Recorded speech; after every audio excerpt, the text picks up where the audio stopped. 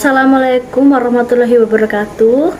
Kami dari kelompok 11 akan mempresentasikan mengenai fungsi keuangan dalam bisnis.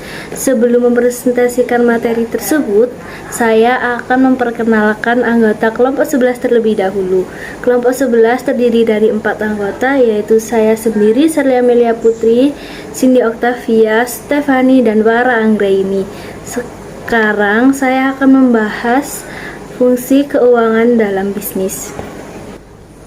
Pengertian manajemen keuangan adalah segala kegiatan atau aktivitas perusahaan yang berhubungan dengan bagaimana cara memperoleh pendapatan modal kerja, menggunakan atau mengalokasikan dana, dan mengelola aset yang dimiliki untuk mencapai tujuan utama perusahaan.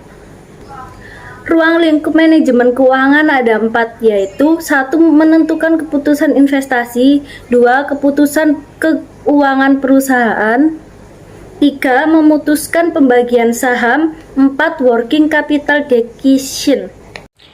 Tujuan manajemen keuangan: 1. Memaksimalkan keuntungan, 2. Memaksimalkan nilai shareholder, 3. Menjaga kelancaran arus kas, 4. Menampung perusahaan untuk bertahan, 5. Mengumpulkan dana cadangan. Berikutnya, fungsi manajemen keuangan. Pertama, planning. Hal ini meliputi perencanaan arus kas serta laba rugi perusahaan.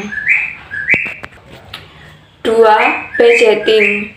Perencanaan penerimaan serta pengalokasian dana biaya secara efisien serta memaksimalkan dana yang dimiliki oleh perusahaan.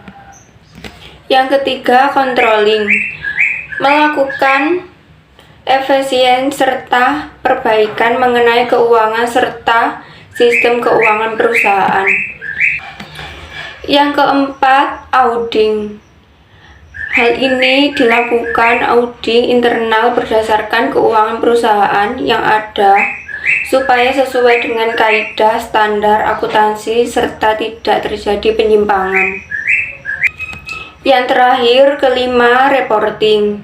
Menyediakan laporan informasi mengenai kondisi keuangan perusahaan serta analisa rasio laporan keuangan. Tugas manajemen keuangan yang pertama, bekerja sama dengan manajer lain untuk merencanakan serta meramalkan beberapa aspek dalam perusahaan termasuk perencanaan umum keuangan perusahaan. Yang kedua, menjalankan dan mengoperasikan roda kehidupan perusahaan seefisien dan seefektif mungkin dengan menjalin kerjasama dengan manajer lainnya. Yang ketiga, mengambil keputusan penting dalam investasi dan berbagai pembiayaan, serta semua hal yang terkait dengan keputusan tersebut. Yang keempat, menghubungkan perusahaan dengan pasar keuangan di mana perusahaan dapat memperoleh dana dan surat berharga perusahaan yang dapat diperjualbelikan. Kebijakan modal kerja. Kebijakan modal kerja merupakan strategi yang diterapkan oleh perusahaan dalam rangka memenuhi kebutuhan modal kerja dengan berbagai alternatif sumber dana. Konsep modal kerja yang pertama, kuantitatif. Jumlah dana dibutuhkan untuk membiayai operasi perusahaan yang bersifat rutin. Yang kedua, kualitatif. Kelebihan aktivitas lancar terhadap hutang jangka pendek. Yang ketiga, fungsional. Dana yang dimiliki oleh perusahaan yang digunakan untuk menghasilkan laba sesuai dengan usaha pokok perusahaan. Pentingnya pengelolaan modal kerja. 1. Pelayanan terhadap konsumen. 2. Melindungi perusahaan dari krisis. 3. Kesiapan perusahaan untuk beroperasi dengan lancar. 4. Kemungkinan membayar hutang lancar tepat pada waktunya. Perputaran modal kerja. Perputaran modal kerja menunjukkan hubungan antara banyaknya penjualan bersih dalam satu periode dengan modal kerja yang ada. Semakin pendek periode perputaran modal kerja, berarti semakin cepat modal kerja berputar. Rumus modal kerja. Perputaran modal kerja sama dengan pendapatan dibagi rata-rata modal kerja.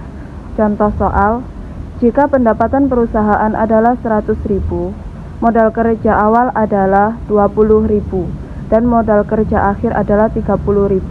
Tingkat perputaran modal kerja adalah 4 kali 100 100.000 dibagi 20.000 ditambah 30.000 dibagi 2. Sekian dari kelompok kami. Wassalamualaikum warahmatullahi wabarakatuh.